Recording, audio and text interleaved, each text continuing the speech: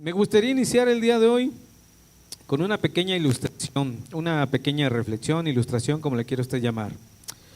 Imagínese que en este momento tiene usted una casa hermosa. Bueno, yo sé que usted la tiene, pero imagínese que es más hermosa todavía. Tiene una casa hermosa, es una casa sólida, es una casa fuerte, es una casa donde aparentemente todo está bien. Todo está consolidado, todo está fuerte, todo está bien hecho. Un día en la esquina del techo, observa usted que hay una pequeña gotera. Y usted dice, pues no es nada grave, no pasa nada, es una goterita. Nada que de repente tengamos premura por hacer. Solo cae una gota de vez en cuando, solamente se escucha, a veces cuando la lluvia, pues a lo mejor se escucha un poquito más, pero ya, después la arreglamos, decimos, ¿no? Luego pasan los días y la gotera sigue ahí.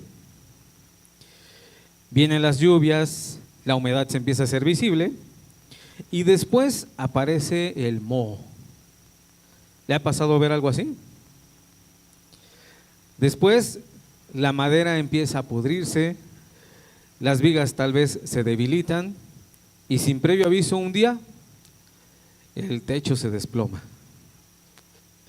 Cuando llegan los ingenieros, lo primero que hacen es, no es decir qué hizo que el techo se cayera, sino lo que ellos contestan es, el techo se cayó, pero no se cayó hoy. El techo se cayó desde el momento en que existió la gotera. ¿Sí? Si no hubiera existido esa gotera, pues el techo no se hubiera desplomado. Las cosas no pasan tan drásticamente de un momento a otro, sino que siempre hay un proceso. De igual manera actúa el pecado en nosotros. No es algo que sea drástico. Primero aparece como una pequeña goterita, después empieza una mentira, una mirada, un resentimiento, todo lo que a usted se le ocurre. Se va sumando, sumando, sumando. Y después, ¿a quién creen que afecta? Independientemente de nosotros, si nosotros somos padres, afecta a nuestros hijos, a la familia completa. Y finalmente un día, ¿qué pasó? El problema nos damos cuenta que comenzó mucho antes de lo que estamos viendo catastróficamente. El día de hoy nuestro tema se llama los pecados que educan a nuestros hijos. Y decimos, ¿cómo que van a educar los pecados? Sí, los pecados que educan a nuestros hijos. Y nuestro texto base el día de hoy es el segundo libro de Samuel, capítulo 12, versículo 10, en la primera parte, parte A, que es como la sentencia. Por lo cual ahora no se apartará jamás de tu casa la espada. Esa parte es con la que nos vamos a quedar. Capítulo 12, versículo 10. Por lo cual ahora no se apartará jamás de tu casa la espada. O en la versión de la TLA dice, pero ahora, por haberte burlado de mí, por haberle quitado a Urías su mujer, siempre habrá en tu familia muertes violentas. ¿Qué pasa cuando nosotros hacemos algo? Sin duda alguna tiene consecuencias. Pueden ser consecuencias buenas o pueden ser consecuencias malas. Ejemplo, el día de hoy tocaba pagar la luz y no la pagué. ¿Qué ocurre? Nos la cortan. ¿Pero tiene solución eso? Sí, tiene solución. ¿Cuál es la solución? Pagar para que me restablezcan el servicio. ¿Cuál es la consecuencia? A ver, ¿quién dice qué? ¿Qué? ¿Cómo? Eso, por aquí una hermanita ya me dijo, la reconexión. Sí, porque aunque yo deba 300 pesos de luz, voy, pago mis 300 pesos, me la reconectan sin duda alguna, pero en el siguiente recibo van a venir mis otros 200 pesos de cargo de reconexión. Y aunque yo haya solucionado esta cuestión, hubo una consecuencia, ¿sí? En la vida ocurre lo mismo. Nosotros podemos obrar bien y va a haber una consecuencia buena, pero nos podemos equivocar y la consecuencia no será buena, será una consecuencia mala. Es ahí donde nuestro tema entra de una manera tan bonita y tan preciosa. Todos conocemos el pecado de David, ¿cierto? Ok, pero pocos conocemos tal vez o nos hemos puesto a pensar en las consecuencias que acarreó este pecado. David fue perdonado, eso no se duda, nuestro Dios lo perdonó. En el segundo libro de Samuel, adelantito en el versículo 13, estábamos en el capítulo 12, en el versículo 13 dice claramente: entonces dijo David a Natán, pequé contra Jehová, y Natán dijo a David, también Jehová ha remitido tu pecado, no morirás. ¿Qué le parece si inclinamos nuestro rostro? Amado Padre, en esta hora, Señor, te agradecemos que nos tengas a bien a recibirnos en este lugar. Señor, nos hemos reunido solamente por ti, tú eres el centro, Señor, el día de hoy de que estemos aquí. Queremos recibir de tu enseñanza, mi Dios, y como leímos en este versículo, Señor, no nos permitas morir, no nos permitas apartarnos de ti, mi Dios, y sobre todo queremos obrar, Señor, para que seamos agradables a ti, mi Dios. Llénanos de sabiduría, Señor, que seas tú a través de este servidor hablando a la congregación, mi Dios, y que toda palabra que salga de esta boca, mi Dios, sea de bendición. Lo hacemos creyéndolo y pidiéndolo en el nombre de tu amado Hijo Jesús. Amén. Ok, entonces dice ahí, también Jehová ha remitido, tu pecado, no morirás. En la traducción TLA dice, reconozco que he pecado contra Dios y que me he hecho lo que a él no le gusta. Natán le contestó, por eso mismo Dios te ha perdonado y no vas a morir. ¿Cuántos de ustedes han sentido esa parte donde Dios los ha perdonado? Porque realmente se han arrepentido, ¿cierto? ¿O se han arrepentido a medias? No, ¿verdad? El arrepentimiento tiene que ser genuino. Si no, no es arrepentimiento, es simplemente remordimiento. ¿Sale? Lo que muchos olvidan es en este caso es que el perdón de Dios no elimina automáticamente las consecuencias. Es decir, me arrepentí, Dios me perdonó y ya me libré de las consecuencias. No, no pasa así. Es como el recibo de la luz. Ya pagué y todo, ya tengo el servicio, pero las consecuencias son que tengo que pagar ahora más. Lo mismo pasa, Dios nos perdona, pero las consecuencias se quedan ahí. Y esa es una de las pruebas de las que nosotros tenemos que soportar, porque precisamente es donde nos basamos en la parte en la que tenemos que hacernos responsables de lo que hemos hecho. También en el siguiente versículo, 12-14, dice, más por cuanto con este asunto hiciste blasfemar a los enemigos de Jehová, el hijo que te ha nacido ciertamente morirá. Está el profeta Natán confrontando a David. Está confrontando a David por toda la cuestión que hablamos al inicio, que fue el pecado de David. ¿Qué es lo que hizo David? Bueno, como ustedes saben, vio a una mujer desnuda bañándose, la codició, la llamó, la trajo a su palacio, tuvo relaciones con ella, engendró un hijo y después se arrepintió. Y una manera en la que Dios le confronta es a través del profeta Natán y le dice, ¿sabes qué? Por cuanto con este asunto hiciste blasfemar a los enemigos de Jehová, el hijo que te ha nacido ciertamente morirá. Dios le estaba diciendo que una de las consecuencias de ese pecado era que ese hijo no iba a tener vida. Vamos a dividir nuestro estudio en 7 puntos. El primero dice, el pecado que nadie ve. Y por ahí nos regalan la primera imagen. El pecado que nadie ve. David debía estar en la guerra. La escritura la escritura dice en el capítulo 11, en el segundo libro de Samuel, en el capítulo 11, los que quieran leer toda la historia, estamos desde el capítulo 11 hasta el capítulo 18 del segundo libro de Samuel. Dice, aconteció el año siguiente, en el tiempo que salen los reyes a la guerra. Dice, los reyes a la guerra, David era un rey. Dice, que David envió a Joab y con él a sus siervos y a todo Israel. Y destruyeron a los amonitas y sitiaron a Rabá, pero David se quedó en Jerusalén. Se quedó. Aquí empieza todo, no con Betsabé, empieza todo con una pequeña decisión. ¿Cuál es la decisión? Quedarse, estar cómodos. ¿Cuántas veces a ti te corresponde hacer algo y tomas la decisión de decir, mañana, pasado mañana? Y es a lo mejor algo importante. A lo mejor tu trabajo para que siga avanzando depende de ti y de repente se te ocurre decir, ay, hoy tengo mucha flojera, hoy no, hoy me quedo. Tomaste una decisión, quizá parece una pequeña decisión, pero realmente es una decisión muy grande. Quedaste conforme a tu comodidad.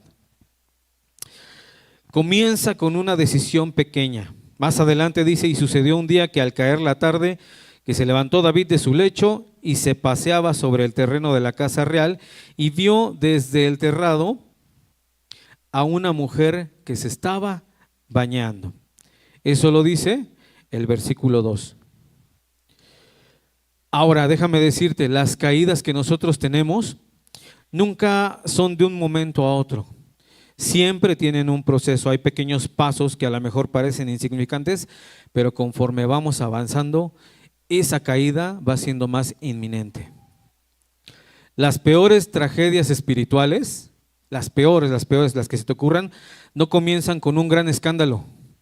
Comienzan cuando dejamos de ocupar el lugar que Dios te ha dado. Ejemplo, tú estás en esta iglesia porque has venido a buscar de Dios, ¿es correcto? ¿Qué pasa cuando de repente, voy a poner de pretexto ahorita el mundial, qué pasa cuando de repente se atraviesa el horario de la reunión con el horario del partido? Y dices, ay Dios, pues desde aquí te alabo, gol, te alabo Dios. No, ¿verdad? Dios te puso en este lugar, ¿para qué? No lo sé, solamente lo sabe. Pero si tú te has quitado de este lugar por una decisión que estás tomando que parece minúscula, cuidado, puede ser que esta sea la primera decisión minúscula que acarree toda una catástrofe. Los adultos, en ese caso, los jóvenes, híjole, pues es que nos toca reunión de jóvenes los viernes y hoy sí asisto porque nos dijeron que hoy hay hamburguesas. Sale, ahí estoy. Pero ¿sabes qué? Hoy nos toca a los jóvenes, no sé, salir a evangelizar. Híjole, como que me está doliendo la gargantita, como que me siento un poquito mal. Prefiero quedarme tal vez acostadito, y ya que mañana me recupera el Señor completamente, mañana salgo yo solito. Mentira, ¿no?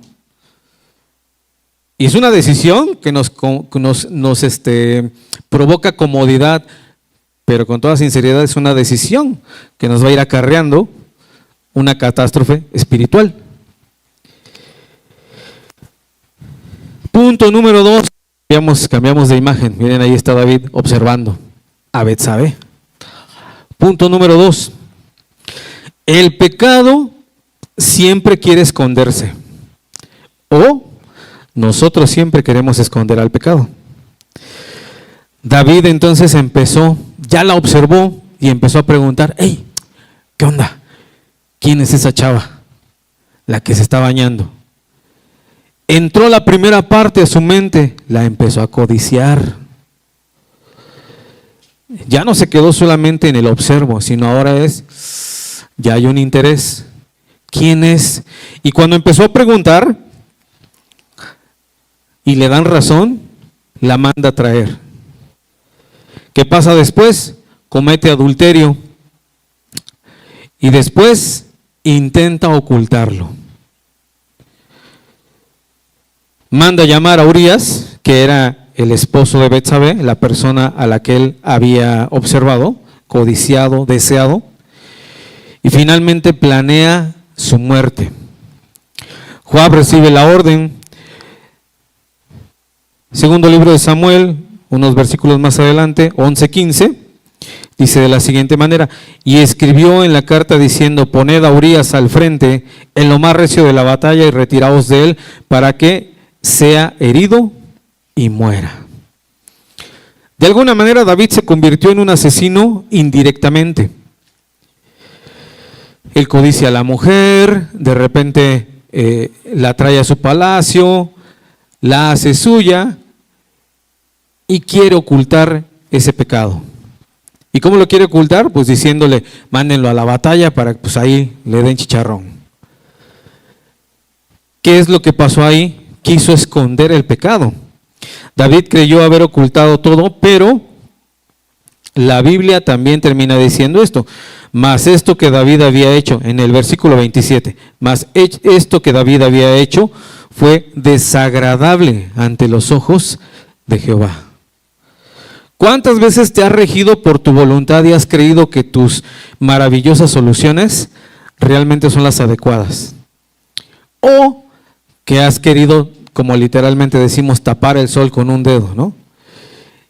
Y recuerda que a Dios no se le pasa nada y que no fue agradable esto que hizo David a él.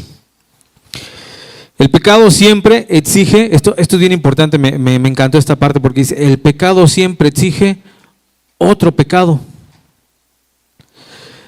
Te pasa cuando te atreves a mentir. No les voy a decir quién ha mentido porque seguramente todos hemos mentido. Pero sí o no, dices una mentira y para zafarte de esa tienes que decir otra y otra hasta que de repente te sabe la verdad y ya no te queda de otra más que aceptar la cuestión que estás ocultando. Lo mismo pasa aquí, el pecado siempre busca más pecado. Y más y más y más. El engaño necesita siempre de otro engaño. Hay personas que el día de hoy no están cansadas, no de servir a Dios, sino de mantener una vida que no es la suya. Este tema es un poco fuerte por cuando el Señor estaba dándome palabra. Sí sentí de repente los jalones, ¿no? Y una de las cosas que te quiero compartir es esa parte de decir, hay personas que no se cansan de servir aquí en la iglesia. No es que se cansen de servir, de lo que se cansan es de vivir con esa careta, de engañarnos. Muchas veces hemos escuchado en las prédicas decir, es que puede ser que seas uno aquí y allá afuera seas otro. Y a veces te gana la parte de ser el otro. Y cuando llegas aquí los domingos, de repente te incomoda y ya no sabes qué hacer. Todo eso empieza por las decisiones minúsculas, como decía aquí, o insignificantes que de repente vamos tomando y no nos damos cuenta. Entonces hay que mantener esa parte siempre segura. Estoy gustoso de servir y estoy gustoso de hacerlo para el Señor. El punto número 3 dice así, Dios perdona, pero David tendrá que cosechar. ¿Y qué tendrá que cosechar? Pues todo lo que empezó a sembrar. Dios envía entonces al profeta Natán, que es quien lo confronta, y le lee una parábola. A ver, vamos a leerla rápidamente. Está en el capítulo 12. Jehová envió a Natán a David y viniendo a él le dijo, había dos hombres en una ciudad, el uno rico y el otro pobre. El rico tenía numerosas ovejas, vacas, pero el pobre no tenía más que una sola corderita, que él había comprado y criado, y que había crecido con él y con sus hijos juntamente, comiendo de su bocado y bebiendo de su vaso y durmiendo en su seno. Y la tenía como a una hija. Y vino uno de camino al hombre rico, y éste no quiso tomar de sus ovejas y de sus vacas para guisar para el caminante que había venido a él, sino que tomó la oveja de aquel hombre pobre y la preparó para aquel que había venido a él. Entonces se encendió el furor de David en una gran manera contra aquel hombre, y dijo a Natán, vive Jehová, que el que tal hizo es digno de muerte, y debe pagar la cordera con 4 tantos, porque hizo tal cosa y no tuvo misericordia. Y el versículo 7 dice, entonces dijo Natán a David, tú eres aquel hombre. Así ha dicho Jehová, Dios de Israel, yo te ungí por rey sobre Israel y te libré de la mano de Saúl. Y te di la casa de tu señor y las mujeres de tu señor en tu seno. Además, te di la casa de Israel y Judá. Y si esto fuera poco, te habría añadido mucho más. ¿Por qué pues tuviste en poco la palabra de Jehová, haciendo lo malo delante de sus ojos? A veces el Señor nos contesta de esta manera diciéndonos, oye, si ya te estoy dando esto, si te estoy bendiciendo, si está pasando esto, ¿por qué haces lo que no tienes que hacer? Y sabemos que cuando hacemos algo que no debemos hacer, sabiendo que no debíamos hacerlo, eso es pecado, finalmente. David creyó que ocultando todo se iba a librar. Y aquí en donde dice Dios perdona, pero David tendrá que cosechar, la parte donde David reconoce, justamente en el verso 13, entonces dijo David a Natán, pequé contra Jehová, y Natán dijo a David, también Jehová ha remitido tu pecado, no morirás.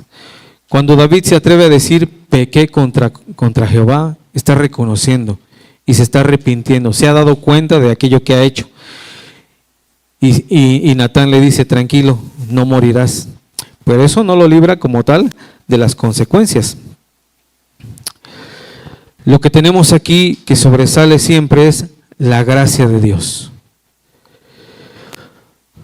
Pero también en el versículo 10 le dice, es como la consecuencia, lo que leíamos hace rato en nuestro versículo base. Por lo cual ahora no se apartará jamás de tu casa la espada. La gracia perdona, pero la siembra también produce cosecha. Así como lo dice Pablo en Gálatas 6:7. Lo checa en casa. No os engañéis, Dios no puede ser burlado, pues todo lo que el hombre sembrare, eso también segará, cosechará. Y si tú estás sembrando algo bueno, ¿qué vas a cosechar? Algo bueno, segarás algo bueno. Y si cosechas algo malo, ¿qué vas a segar? Algo malo. Consecuencia buena o consecuencia mala. El cuarto punto dice, el pecado se convirtió entonces en una casa sin autoridad. Y aquí es donde vamos a entrar al punto del título del tema.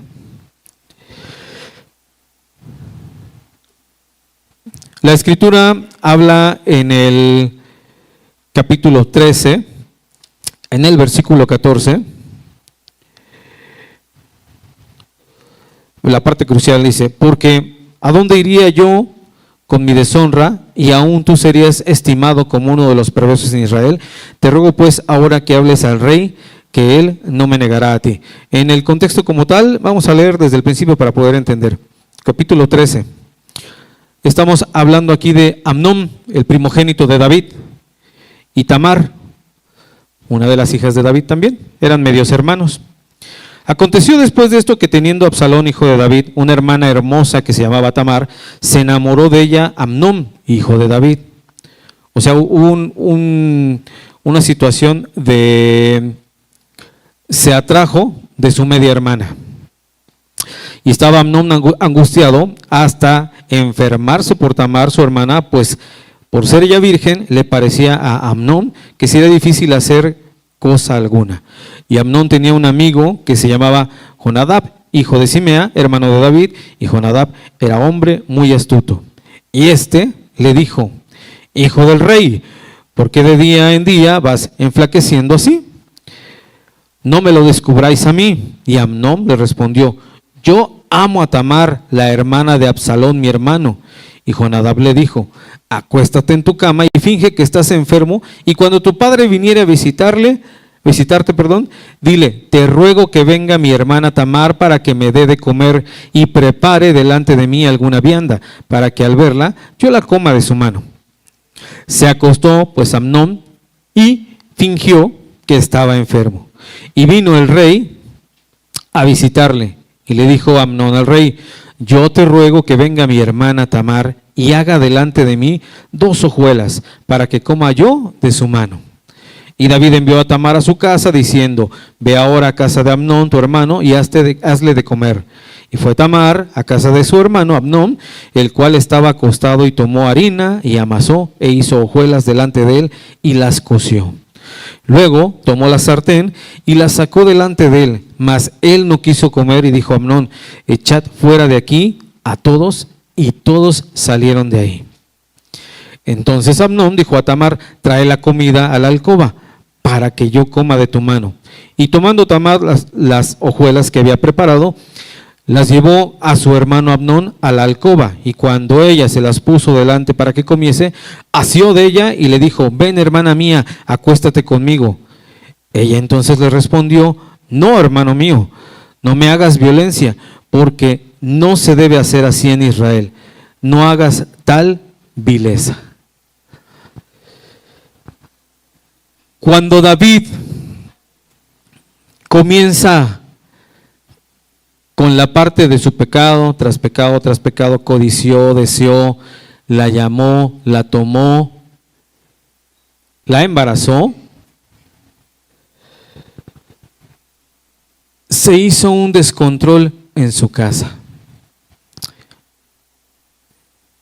Esto es como si tú pudieras ver a una persona exitosa, pero que no sabes realmente qué ocurre en su casa. Tú conoces tal vez a alguien que dices: wow, esta persona siempre prospera, esta persona siempre hace las cosas bien aquí en el trabajo, esta persona es un líder nato, pero tal vez en el hogar haya un descontrol, como lo que le pasó a David. Era un rey, era respetado, iba a las batallas, y sin embargo había un descontrol en su casa. Gracias. Ahora viene la parte interesante ahí. En el verso 21 del capítulo 13, entramos con el rol de padres. Y luego de que el rey David oyó todo esto, se enojó mucho. Desde el 20. Y le dijo a su hermano Absalón: ¿ha estado contigo tu hermano Amnón? Pues calla ahora, hermana mía, tu hermano es, no se angustie tu corazón por esto. Y se quedó Tamar desconsolada en casa de Absalón su hermano. Y luego que el rey David oyó todo esto, se enojó mucho. O sea, David se enteró de la vileza como tal de Amnón. ¿Y qué hizo? Pues nomás se enojó. Ya, no pasó de ahí. La Biblia no dice que lo reprendió, la Biblia no habla acerca de que hizo otra cosa, solamente permaneció pasivo. Se indignó, pero permaneció pasivo. ¿Cuántos papás hoy en día tienen la misma actitud cuando uno de los hijos actúa mal? Yo en el rol profesional como tal tengo la desdicha de conocer a varios así, en donde saben que el hijo actuó mal y el papá, pues sí, se enoja en ese momento y vámonos. Pero ya, hasta ahí, no existe otra cosa. No hay una acción de reprensión, no hay una acción en donde él pueda escuchar por qué hizo tal cosa, no hay una acción en donde el papá siquiera actúe para poder componer esta situación, sino todo lo contrario, nomás se enojan y ya. Pasa el enojo y ¿qué es lo que ocurre? Pues este chico o este hijo no aprende como tal la lección. En este caso eso pasó con Amnón. Punto número 5. Cuando el padre no hace justicia, el hijo quiere hacerla. Bueno, ya estaban escuchando allí el relato en donde se están contando acerca de que Amnón abusó de Tamar. ¿Y ahora qué pasa? Pues Absalón, que era el hermano directo de Tamar, dijo: pero pues, mi papá no hizo nada. ¿Qué ocurre? ¿Por qué mi papá no reprende a Amnón? Entonces entra la ira dentro de Absalón y Absalón quiere hacer como tal justicia por su propia mano. Capítulo 14, versículo 28. Y estuvo Absalón por espacio de 2 años en Jerusalén y no vio el rostro del rey. Se enojó con su papá y estuvo 2 años sin visitarle. Pero planeando finalmente qué es lo que iba a hacer contra Amnón. Antes de eso había guardado silencio y preparó su venganza. Finalmente, ¿qué hace? Manda matar a Amnón. ¿Cómo lo manda a matar? En el capítulo 13, en el versículo 29, regrésese tantito.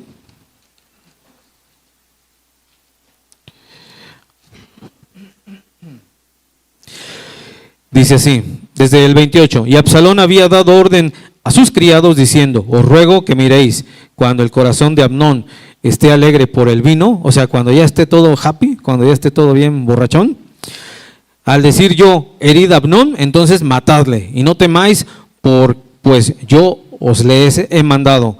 Esforzaos pues y sed valientes. Y los criados de Absalón hicieron con Amnón como Absalón les había mandado. Entonces se levantaron todos los hijos del rey y montaron cada uno en su mula y huyeron. Absalón no se aguantó el coraje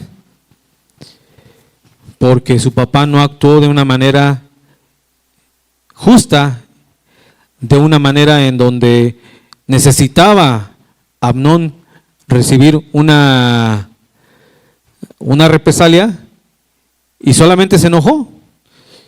Imagínate tú que eres papá, si no instruyeras a tu hijo en el camino y todas las veces que él hace algo malo, nomás te enfurruñeras así como que, ¿qué pasaría de ese joven? Bueno, pues afortunadamente tú sí lo reprendes, pero allá afuera, en la sociedad, hay muchos padres de familia que, como David, no lo hacen, que nomás se enojan, pero que no hacen algo para corregirlos.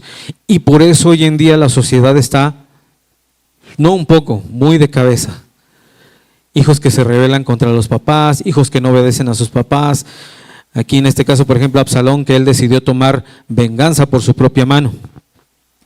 Cuando la autoridad abandona su responsabilidad, otros intentan ocupar esa responsabilidad. Pero la justicia de Dios siempre termina convirtiéndose para algunos en venganza. Punto número 6. El hijo que quiere el trono.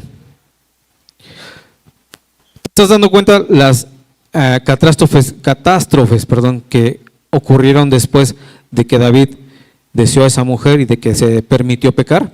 Hubo un descontrol en su casa. El 6 dice, el hijo que quiere el trono. Y por ahí está, miren, ahí está la pelea.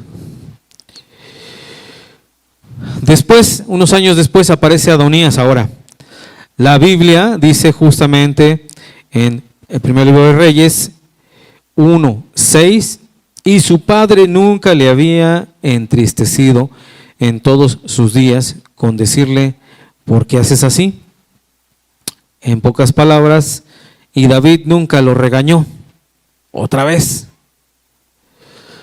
Leyendo todo el contexto dice que Adonías era guapote, que era bien presentable, que era él lo veía como lo más bello, y que por esa razón nunca se atrevió a reprenderlo. Vamos, ni siquiera a decirle algo, si nos pasaba por alto eso. No dice la Biblia que no lo ha llamado, sí lo amó, pero dice que nunca lo corrigió. En este caso, la disciplina ausente borra el límite. Y la Biblia nos habla de límites. Proverbios 13:24 dice, el que detiene el castigo a su hijo aborrece, mas el que lo ama desde temprano lo corrige. David venció gigantes. David no enfrentó a los gigantes que crecían, pero David no enfrentó a los gigantes que estaban creciendo dentro del hogar de él. David luchó, David era respetado, David venció a Goliat, pero los Goliats que estaban saliendo dentro de su hogar, a esos no los podía enfrentar y no los pudo derrotar. Si bien otro título que le podríamos poner al estudio de hoy sería la batalla que David nunca ganó. Pero hablamos acerca de los pecados que educan a nuestros hijos, porque finalmente un papá es la muestra de los hijos. Y siempre los hijos tienden a repetir esa enseñanza. Luego entonces, los hijos que observaban todo lo que David no les recriminaba y todo lo que David no hacía, o lo que él se permitió hacer y que él no los corrigió a tiempo, provocó en ellos pues, que se educaran de esa manera. Una mala educación. Punto número 7. La casa terminó dividida. ¿Por qué terminó dividida? En esa casa hubo violación, hubo asesinato, hubo rebelión hubo un golpe de estado y finalmente hubo muerte. Ustedes leen en casa con mucha calma del capítulo 11 al 18 y se darán cuenta de que David finalmente termina huyendo, ¿no?, a manos de uno de sus hijos. Se le volteó el poder y ahora uno de ellos quería reclamar como tal lo que no le correspondía. Vamos a terminar con esta parte. Si me pones la última, Joan. 4 puntos para entender este pequeño estudio. Lo que le faltó a David y que también a nosotros nos puede faltar. 1, le faltó permanecer en su lugar. No te olvides del lugar que Dios te ha dado. Si Dios te ha traído a este lugar es por algo. Si Dios te ha puesto en algún ministerio es por algo. Si Dios te está formando como líder en ese lugar es por algo. Si Dios te ha puesto de guía para alguien es por algo. No te apartes del lugar que Dios te ha dado. Porque en el momento en el que tú te apartes por tu comodidad, empiezas a tomar alguna decisión que tal vez tú digas que es minúscula, pero que tiene gran repercusión a futuro. 2, le faltó guardar sus ojos y su corazón. Hay un canto bien bonito que dice, hacemos hoy. ¿Sí? ¿Sí lo han escuchado? Si no lo han escuchado, de tarea lo escuchan. Pero dice en la parte del corito, cuidaré mis ojos, cuidaré mis manos. Y algo de resaltar aquí, le faltó guardar sus ojos y su corazón, cuidar sus ojos y su corazón. Nosotros muchas veces con el ir y venir de la sociedad del día en día, nos falta cuidar eso. Cuando lo descuidamos, damos cabida al pecado. Y cuando el pecado busca más pecado, llega un desastre. Se desploma nuestro techo espiritual. Y esa gotera con la que empezamos provoca finalmente una catástrofe. Punto número 3, le faltó arrepentirse a tiempo. El pecado nunca se detiene. Dice ahí, confesar pronto es evitar consecuencias. ¿Hasta cuándo vas a querer seguir ocultando aquello que no te enorgullece? Porque tú sabes bien que a lo mejor has hecho algo que no agrada al Señor. Y piensas de repente en irte brincando de un lugar a otro y decir, Dios no se da cuenta. Mentira, Dios se da cuenta de todo. A lo mejor nos engañamos entre nosotros mismos. A lo mejor yo podré engañar a la persona que tengo enfrente. Igual y hasta a mi mejor amigo puedo decir que puedo engañar, pero a Dios no. Pero tú vas a seguir ocultando y seguir ocultando. En el momento en el que tú pidas perdón y te arrepientas a tiempo, estarás direccionando y dándole una reversa a todo aquello que te puede llevar a una catástrofe. Y el último punto dice, le faltó proteger su casa. El pecado entró en palacio y de ahí afectó a toda su familia.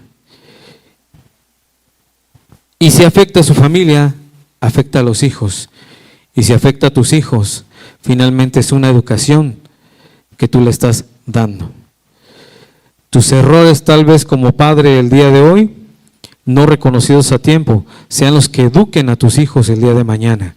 La cabida que tú le des al pecado el día de hoy es lo que seguramente va a ser catastrófico para ti y para tu familia el día de mañana. Las responsabilidades que el día de hoy evades, si aún no eres casado y eres soltero, las responsabilidades que evades y las decisiones mal tomadas que hagas, tendrán una repercusión el día de mañana en tu vida y en tu futura familia.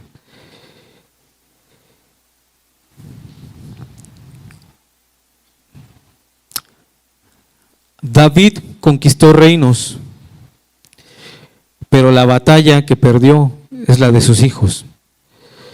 La pregunta el día de hoy es, ¿cómo está tu palacio? ¿Cómo está tu esposa? ¿Cómo están tus hijos? ¿Hace cuánto no los abrazas? ¿Hace cuánto no les dices que los amas? ¿Hace cuánto no oras con ellos y por ellos? ¿Hace cuánto no les pides perdón?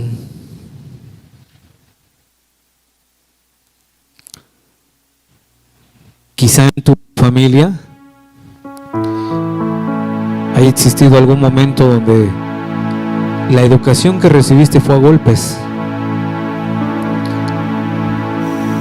por un trauma que tal vez tenía tu papá o tu mamá, y así lo reprodujo en ti.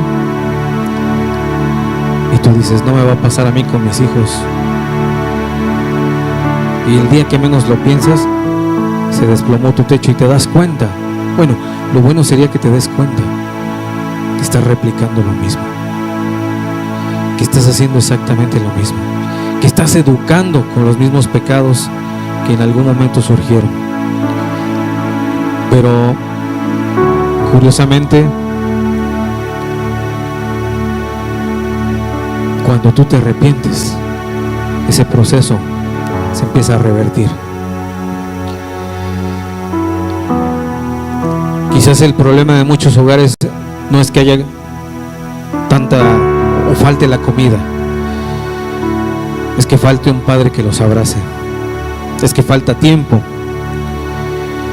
Y quizás hoy Dios te trajo no para exhibirte, sino te trajo para restaurar lo que todavía se puede restaurar.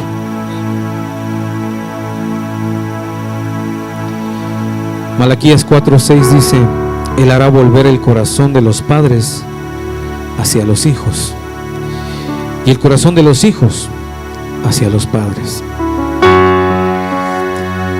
Me gustaría que el día de hoy, sin que te desconcentres, puedas escuchar y leer las líneas que van a aparecer en esa pantalla, y que pienses que tal vez esto fue lo que le faltó a David y lo que tal vez te falte a ti. Que pienses en cuánto daño de repente puedes hacer a tu familia y a las futuras generaciones.